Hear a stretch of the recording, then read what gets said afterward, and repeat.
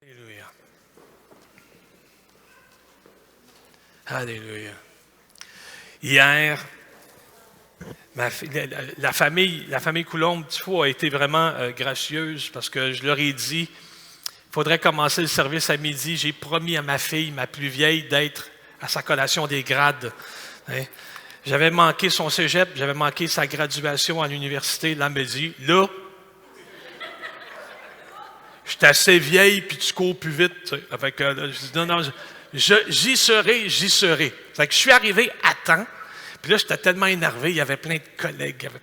Puis là, ma femme, elle disait, concentre-toi. Puis là, elle me donne son téléphone, puis elle dit, pose ta fille quand elle passe. Fait que là, je les ai toutes checkées. Et j'ai tout checké. Puis je ne l'ai pas reconnue. Je ne l'ai pas reconnu. C'est ça. Ça fait drôle. Je n'ai pas reconnu ma fille. Bon, OK. Non, mais elle avait un masque, là. Quand même, tu sais. Non, mais quand même, tu sais. Bon. Ah. Alors, on a parlé de réveil depuis janvier. OK? Si vous nous avez joints à partir de janvier, mais on a commencé à en parler autour du mois d'octobre-novembre. Hein? Et puis, écoutez, je ne pensais pas, quelle foi, je ne pensais pas que ça produirait ça. OK? Personnellement, un sérieux dans ma recherche d'avoir plus. Juste être un tantinet plus rigoureux, à moi, personnellement, en vouloir plus. Et je ne pensais pas non plus que le Saint-Esprit agirait dans nos cœurs comme il l'a fait. Hein? Ça a été, au cours de ces mois-là, comme de merveille en merveille, d'encouragement en encouragement. Puis ça n'a pas été sans défi. Hein? Vraiment pas. Mais il y a eu comme, je suis fier de mon Père. Je suis fier du Saint-Esprit. Je suis fier de ce que Dieu a fait au milieu de nous. Puis vous vous dites, ouais, mais il me semble que ça s'estompe. Il me semble que dans mon cœur, ranimez la flamme. Ranimez-la. Parce que nous ne marchons pas en quête de ce que nous n'avons pas encore. On baigne dedans. Nos yeux ne sont pas ouverts. C'est juste ça. Nos yeux ne sont pas ouverts. En lui, nous avons déjà tout pleinement. Il est déjà notre souverain bien. Alors, il faut juste dire, Seigneur, ouvre mes yeux. Rends-moi sensible. Que la pluie vienne amollir les mottes. Passe la herse. T'sais? Alléluia. Alors, je ne veux pas dire qu'on a fait le tour du sujet qu'elle réveille. T'sais? Mais ça nous a occupés depuis le début de l'année. Puis, pour poursuivre dans la même veine, puis pour ne pas se fatiguer, OK? On va maintenant parler du Saint-Esprit. Vous allez dire, oui, mais ça faisait partie du réveil. Oui, mais là, on va parler plus spécifiquement, dans les semaines qui viennent, du Saint-Esprit. Mais avant de débuter cette série-là, hein, je veux remercier les musiciens, c'était tout doux ce matin. Vous avez remarqué? C'était tout doux. Hein? Ce que j'aimerais qu'on fasse ce matin, c'est qu'on prenne le temps, comme Église, d'examiner nos cœurs face à lui. Face à ce qu'il a fait depuis le début de l'année, prendre une pause d'un dimanche, puis de dire, OK, là, je suis rendu où? Est-ce que je suis satisfait ou pas du tout? Hein? Puis quand on dit, je ne suis pas du tout satisfait, ce n'est pas de ce que Dieu a fait, c'est de la place que je me trouve, où je me suis situé en lui. Hier, le surintendant, quand il parlait aux étudiants, il disait, il est excessivement important, il est de première importance de déterminer votre identité. Ouais. Puis effectivement, on en parle depuis 1 an maintenant. Renouveler l'intelligence. Qui on est en lui. C'est qui ton père? C'est justement ça. Hein? Identifier qui nous sommes en lui. Et à partir de là, avoir peur de tous les possibles qui sont devant nous. Parce que tout est possible. Tout est possible. Vraiment, tout est possible. Moi, je me souviens quand j'enseignais au collège biblique, OK? 1604. Okay? Ça fait un bout. Mais il y avait au milieu de l'assistance, bon, je vais le nommer, mais c'est Daniel Germain. Je ne sais pas si ça vous dit de quoi. Okay? Daniel Germain, c'était un organisateur hors pair. C'est lui qui organisait les missions outre-mer pour l'Église sans frontières à l'époque. Hein? Puis, ça ne s'appelait pas sans frontières à l'époque, mais c'est lui qui était là. Okay? Puis, à un moment donné, après avoir fait plusieurs chants missionnaires, Daniel Germain, okay? Il est là, il est assis au collège biblique, puis soudainement, il y a une illumination, puis il se dit, pourquoi est-ce que je prendrais de l'argent pour faire ce que d'autres font déjà, alors qu'au Québec, il y a des jeunes qui meurent de faim? Puis dans son quartier, autour de son église, il a organisé ce qu'on appelle aujourd'hui des petits déjeuners.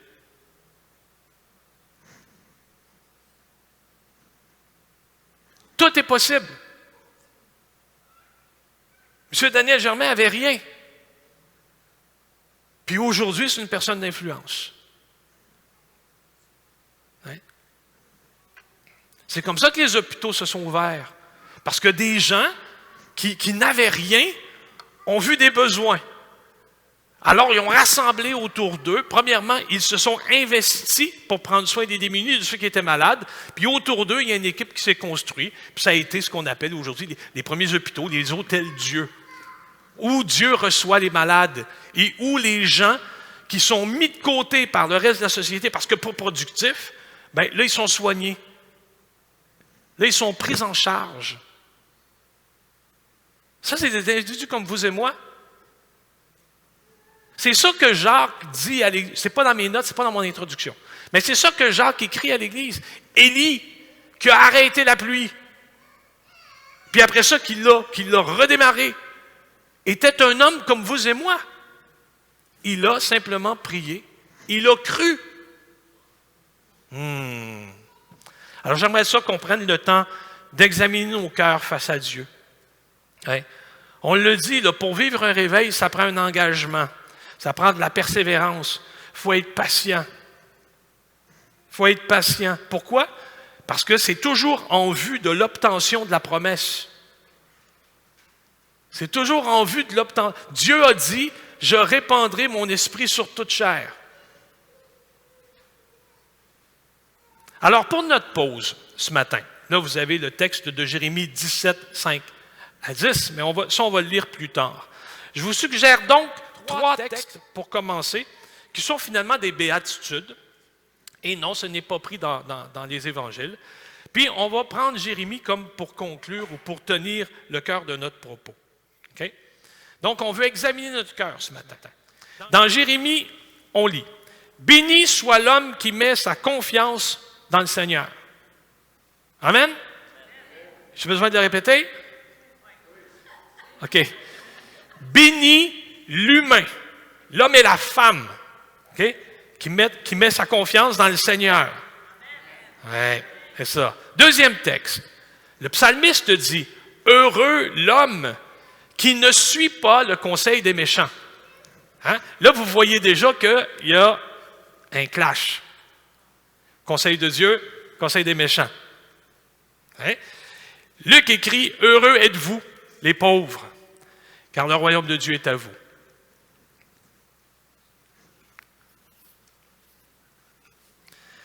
Il y a 3 textes qui supportent la même affirmation.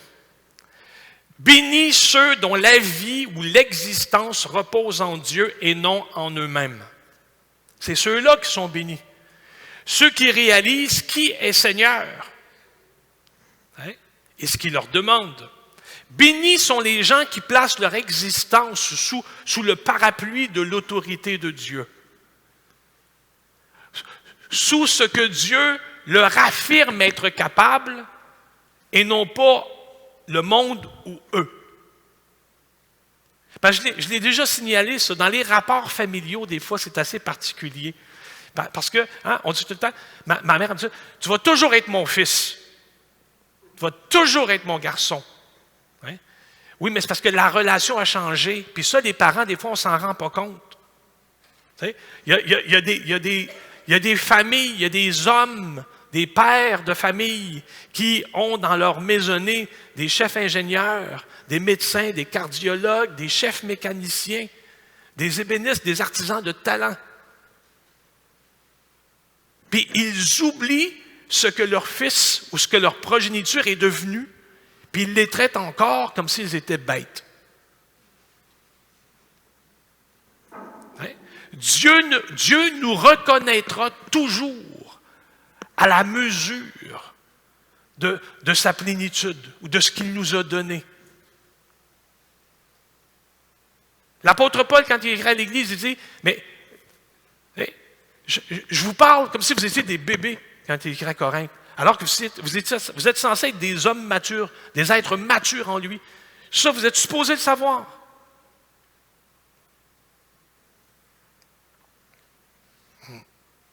Bénis sont ceux qui placent leur existence sous le parapluie de l'autorité de Dieu. Une autorité qui leur attribue toutes les possibles. Alors, premier constat ce matin, c'est évident que la Bible n'a pas la même définition du bonheur que nous. OK? Notre idée d'une société de loisirs, c'est en fait une société qui recherche du plaisir plus que du loisir. Autrement dit, OK, c'est pas moi pour le monde. Dans une société de loisirs, c'est le monde est pour moi. On va dire, c'est le monde pour moi. Non, puis ça, c'est même rendu dans l'Église. Ça, c'est même rendu dans l'Église. On dit, je ne vais pas là, ils n'ont pas tel département. Je ne vais pas là, je ne me sens pas nourri. Hein? Puis là, on dit, non, on est en formation, on est des disciples en formation. Ça veut dire qu'à l'Église, tu viens servir, tu viens quérir des outils pour être en mesure de te sustenter la semaine, de te nourrir la semaine, de grandir la semaine et de faire l'œuvre la semaine. Puis tu viens à l'Église comme pour te reposer, hein? Pour voir les autres, pour obtenir le soutien dans la prière, pour obtenir la solidarité dans la communion fraternelle, te réorienter et réorganiser les priorités. Hein? Mais dans le monde, c'est ça. Hein? C'est le monde à mon service, et si je ne suis pas satisfait, je vais changer de monde. Hein? Ce n'est pas l'idée que Dieu se fait du bonheur. C'est pas comme ça qu'il fonctionne. Hein? Notre recherche d'un réveil, c'est pour le monde qu'on le fait. Je ne veux pas être réveillé pour moi-même.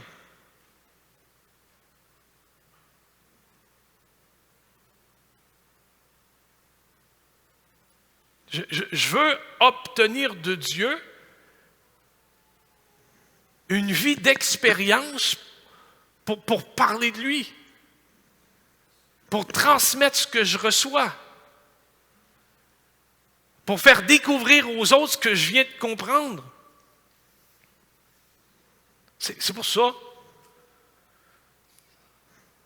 C'est pour ça que je me tiens près de lui. C'est pour ça que je veux faire comme Marie, puis me tenir à ses pieds. C'est pour le monde.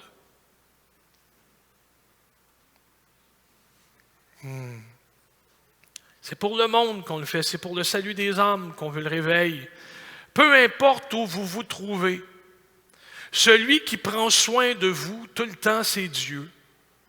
Mais pour être heureux, selon la Bible, il faut avoir confiance en lui. Il faut avoir confiance en lui. Il va se manifester dans votre vie comme le tout suffisant, parce que c'est lui qui va vous permettre de traverser les tempêtes. C'est lui qui va vous permettre d'être calme alors que la barque est battue par les flots.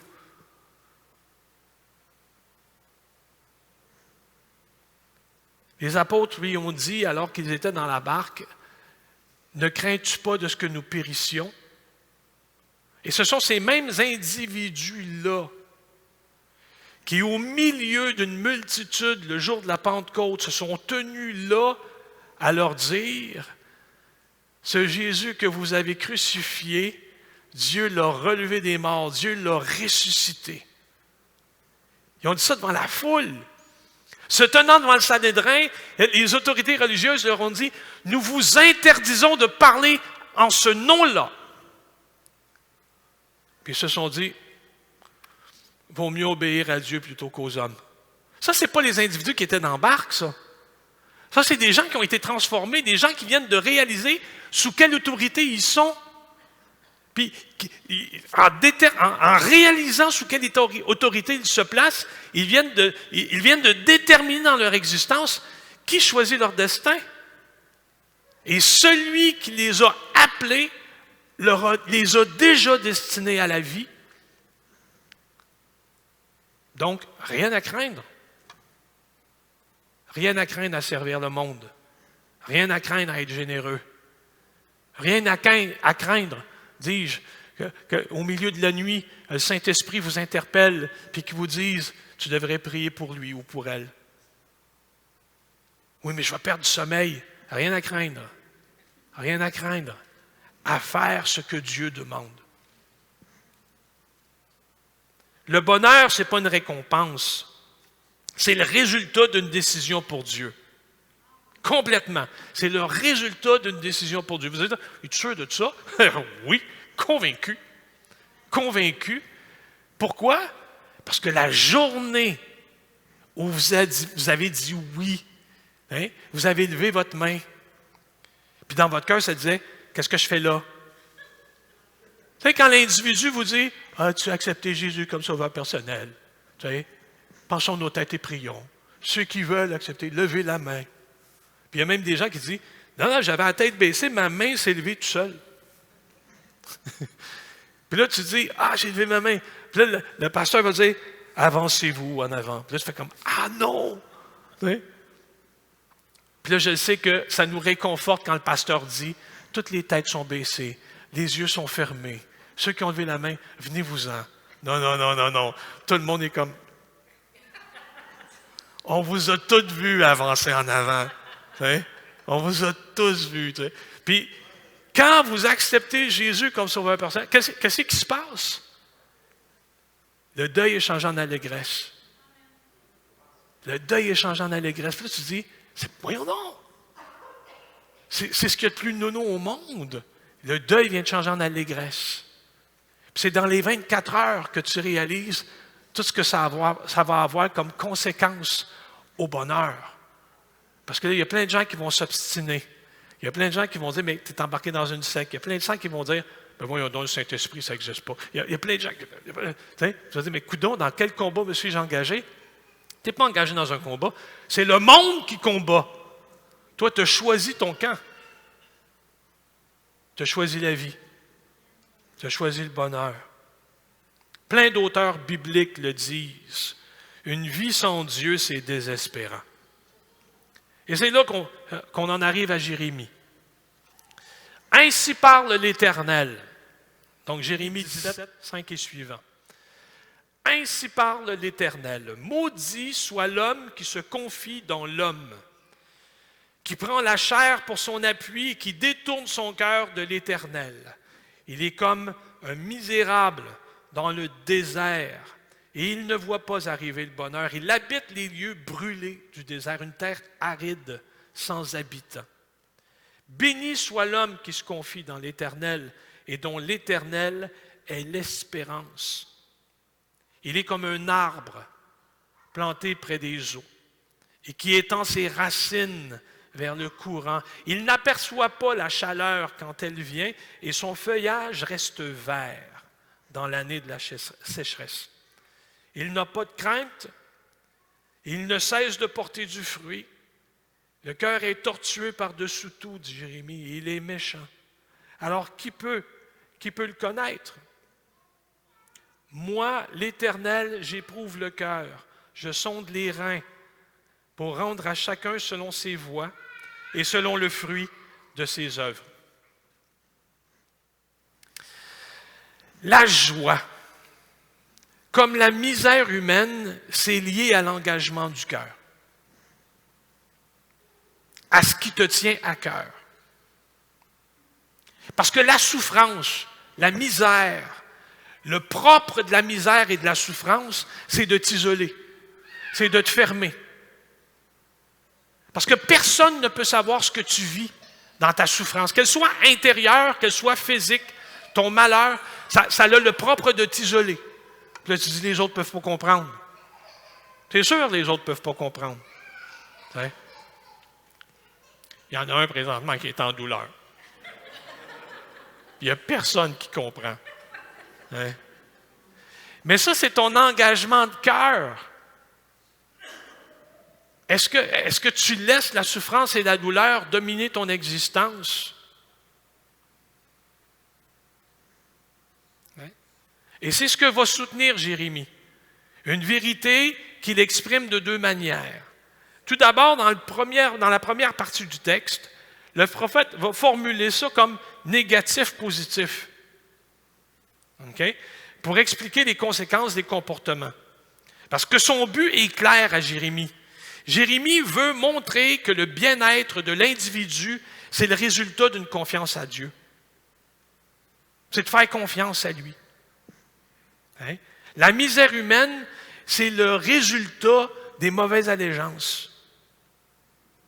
Mauvaise allégeance. Oui. À qui prêtes-tu oreille? À celui qui t'annonce le malheur? À celui qui prédit la folie de tes entreprises? Ou à Dieu qui te guide? Alors, à qui prêtes-tu oreille? Dieu, ce matin, vous déclare, vous annonce, proclame sur vous la vie. Tu dis, ouais, ben là, Seigneur, tu ne t'es pas rendu compte dans quelle misère je suis. Dieu dit, si tu savais, c'est pire. Si tu savais. Ta misère est 100 fois plus que ce que tu vois. Mais la vie et la bénédiction que j'ai en réserve pour toi et qui peut partir ça de là, c'est 100 fois plus. Si tu me fais confiance. C'est un pas à la fois en lui, dans l'avancée de ce qu'il a garanti. Hier, j'ai lu le texte aux Hébreux. Quand, dans Hébreux 6, où ça dit, Dieu a fait une promesse à Abraham d'une postérité. Puis comme il ne pouvait pas jurer par plus grand que lui, il a juré par lui-même. Je te bénirai, je bénirai ta postérité. Et pour être sûr de garantir la promesse qu'il avait faite à Abraham, il a même ajouté un serment, le scellant par son sang en Jésus. C'est qu'imaginez, aujourd'hui, on n'a pas simplement la promesse de vie que Dieu nous octroie en Jésus. Nous avons la vie en Jésus. Hein? Déposer en nos cœurs un dépôt du ciel, des arts de l'esprit. Ouais. La misère humaine, c'est le résultat des mauvaises allégeances. On n'écoute pas le bon parti. Ouais. Les chars égyptiens à l'époque de Jérémie ont échoué à protéger les rois Akaz et Ézéchias. Puis ce qu'on remarque, c'est que les rois Akaz et Ézéchias ont eu le réflexe humain de mettre la confiance en leur force. Le prophète Jérémie l'avait bel et bien dit au peuple, ne vous appuyez pas sur l'Égypte. Ne faites pas confiance à l'Égypte. C'est la plus grande armée de l'époque. L'ONU du temps. Je ne veux pas aller là. Jérémie dit, faites pas confiance à l'Égypte, c'est un roseau brisé. Si vous vous appuyez dessus, ça va vous percer la main. Comme un clou. Faites pas confiance à l'Égypte. Pourtant, ils l'ont fait. Ils se sont reposés sur leur propre force. Hein? Jérémie va dire, ces gens-là, hein, il les dépeint comme des arbres qui grandissent dans le désert, des gens qui existent, mais où est leur joie? Ils sont dans des lieux arides.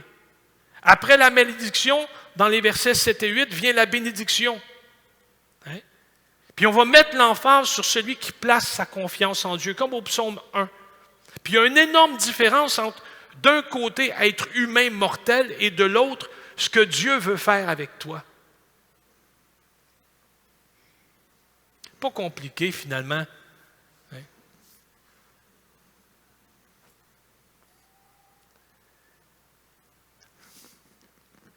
Tu vas là où il y a la bouée, tu vas là où il y a le potentiel. Tu vas là où il y a la vie. Je ne sais pas si vous me suivez.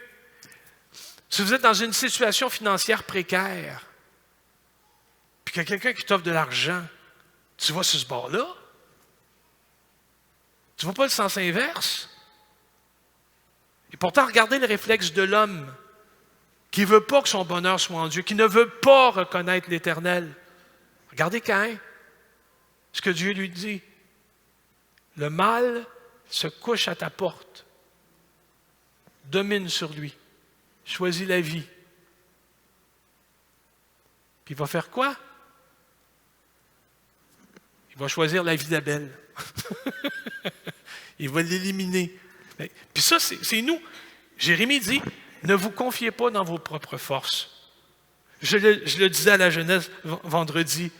Caïn avait le visage tout triste parce que Dieu n'avait pas choisi son offrande. Dieu n'a jamais rejeté Abel. Il a rejeté l'offrande. Ah, Caïn, oui, merci. Merci beaucoup. C'est ça, Dieu n'a jamais rejeté Caïn. Là, il a rejeté l'offrande. Il a dit, l'offrande n'est pas bonne. Il n'a pas dit à Caïn, t'es pas bon. Il a aimé mieux ce que le frère Abel avait présenté, c'est tout. Il n'y avait pas de quoi faire un drame. Il y avait juste matière à rectification de sa part. C'est tout.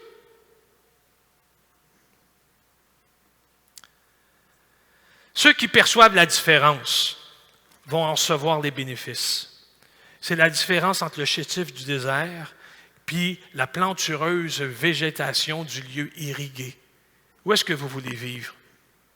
Hein? Celui qui se confie en Dieu n'a rien à craindre. Pas de menace, pas de famine. Hein? Il portera toujours du fruit. Alors qu'il se trouve dans une terre où c'est néfaste pour lui, il portera toujours du fruit. Vraiment? On peut porter du fruit au désert? Entre vous et moi, est-ce qu'Israël est un peuple béni? Oui, Israël est un peuple béni. Hein? Parce que s'ils ne l'étaient pas, au nombre qu'ils sont et à l'endroit où ils sont placés, ils n'existeraient plus. Hein? Israël est un peuple béni. Puis dans la région où ils sont, une partie du territoire, c'est le désert. Et qu'est-ce que Dieu leur a donné comme promesse via les prophètes? Un jardin fleurira au désert. Et est-ce que l'homme, est-ce que le peuple, est-ce que cette nation a travaillé sa terre pour obtenir le jardin promis? Complètement. Complètement. Tous les escarpements, ils les ont travaillés en terrasse pour pas que les nutriments se retrouvent dans le fond de la vallée, puis ils ont fait fleurir le désert.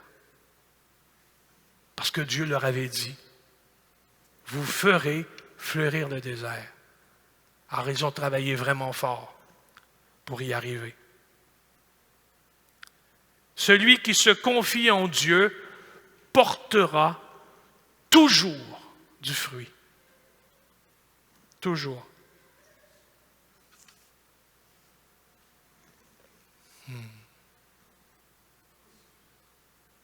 Moi, je vais arrêter sur ce note-là. Je vous invite à vous lever, s'il vous plaît. Alléluia. Dans la deuxième partie du texte, quand Jérémie parle du cœur, puis il dit que le cœur de l'homme est mauvais et tortueux par-dessus tout, qui peut le connaître? Jérémie dira, l'Éternel. C'est Dieu qui le connaît. C'est Dieu qui sait. C'est Dieu qui fait. C'est Dieu qui veut. Oh, ce matin, est-ce qu'on veut? Est-ce qu'on veut dire, prends mon cœur? Prends mon cœur. Prends tout. Oh Seigneur, prends tout. Prends tout. Jérémie dit, c'est du cœur. qu'émergent les bonnes comme les mauvaises actions de l'homme. Hein? Jérémie dira, faites-vous circoncire pour le Seigneur, ôtez le prépuce de votre cœur, hommes de Juda et habitants de Jérusalem, de peur que ma fureur n'éclate comme un feu qui dévore et qui ne s'éteint pas. Ouais, à cause de vos agissements mauvais. Revenez à moi, dit l'Éternel en Jérémie. Revenez à moi. Donc ça revient au cœur de l'homme de prendre la bonne décision. C'est pas suffisant d'être consacré. C'est sûr que c'est mieux être consacré que faire semblant d'être consacré. Mais c'est la nature de la consécration qui est importante. Et rien ne se fait autrement que par amour. Je ne sais pas si vous me suivez, là. Je vais être clair. Il ne faut pas être consacré pour être consacré. Puis obtenir, puis penser qu'en fin de compte, ça va marcher. Vous ne pouvez pas vivre comme ça. Si l'amour n'y est pas, si le cœur n'y est pas, si l'action de grâce n'y est pas, votre consécration, c'est quoi? C'est pas pour rien qu'on commence nos réunions à chaque fois par la louange. C'est parce qu'on entre dans ces parvis avec un chant en moi. On entre dans ces parvis avec une phase de reconnaissance, avec une étape de reconnaissance de sa Seigneurie, de ce qu'il a fait pour nous. Puis de dire, oh Seigneur, pendant la rencontre que tu nous as préparée, passe par ton Saint-Esprit et que l'on puisse avoir la décence de prendre la bonne décision. Pas seulement qu'être consacré, mais le faire avec action de grâce. Réaliser comme les apôtres, Seigneur Dieu, quand ils t'ont dit, à quel autre irions-nous qu'à toi? C'est toi qui as les paroles de la vie. C'est l'individu qui, réalisant qu'il a un besoin, décide de choisir le bon bord. Puis de ne pas faire de mauvaise allégeance. Mais d'embarquer à fond avec celui qui peut lui l'amener jusque dans la vie éternelle. Amen. Oh, amen. Amen. Ouais. On va prier, puis loin de se mortifier, on va s'engager gaiement. Amen. Seigneur, ce matin, on veut se réjouir en toi. Oui. Se réjouir en toi de tout ce que tu as fait pour nous, de tout ce que tu fais présentement, puis de tout ce que tu en réserves. Parce que tu nous l'as garanti, celui qui se confie en toi portera toujours du fruit. Au travers des combats, les tempêtes, au travers des temps fastes et joyeux, ils porteront toujours du fruit.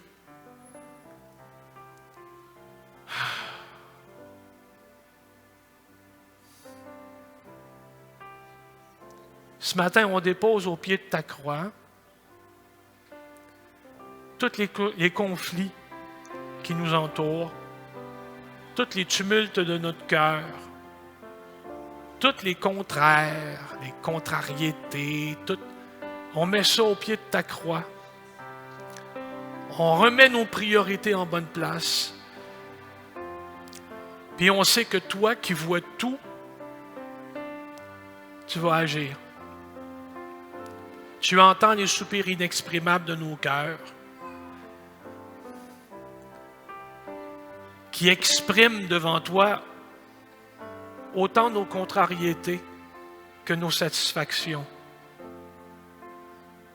En tout et partout, couvre, Seigneur, chacune des personnes présentes ici, des personnes qui nous écoutent en ligne. Couvre-les de ton sang précieux. Renouvelle les forces.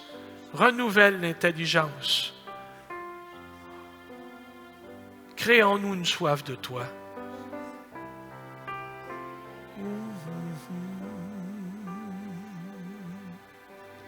Purifie mon cœur, rends-moi aussi pur Jésus.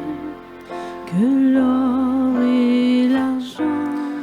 Purifie mon cœur, rends-le aussi pur Jésus. que l'or. Purifie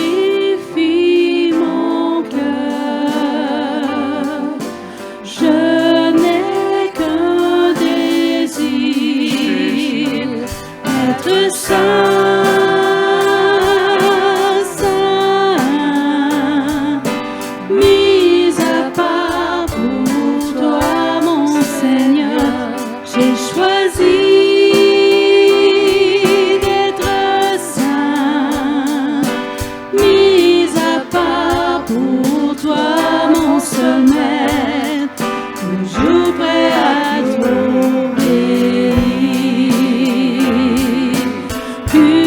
Purifie mon cœur, rends-moi aussi pur que l'or et l'argent. Purifie mon cœur, rends-le aussi pur que l'or. Purifie mon cœur, je n'ai qu'un désir, être saint, saint, mis à part pour toi, mon Seigneur. Oui, j'ai choisi d'être saint, mis à part pour toi, mon seul maître, toujours prêt à t'obéir.